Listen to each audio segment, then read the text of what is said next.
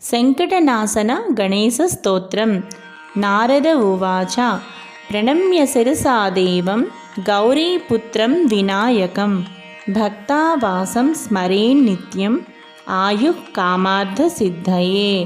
प्रथमं वक्रतुण्डं च एकदन्तं द्वितीयकं तृतीयं कृष्णपिङ्गाक्षं गजवक्त्रं चतुर्धकं लम्बोदरं पंचमं च षष्ठं विकटमेव च सप्तमं विघ्नराजं च धूम्रवर्णं तदाष्टमं नवमं बालचन्द्रं च दशमं तु विनायकम् एकादशं गणपतिं द्वादशं तु गजाननं।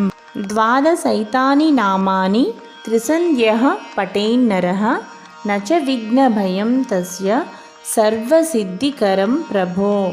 विद्यार्थी लभते विद्यां धनार्थी लभते धनं पुत्रार्थी लभते पुत्रान् मोक्षार्थी लभते गतिं।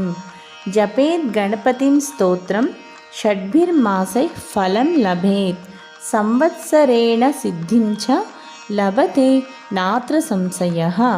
अष्टोभ्य ब्राह्मणेभ्यस्य लिखित्वा यः समर्पयेत् तस्य विद्या भवेत् सर्वा गणेशस्य प्रसादतः। इति श्री नारदपुराणे संकटनाशन गणेशस्तोत्रं सम्पूर्णम्।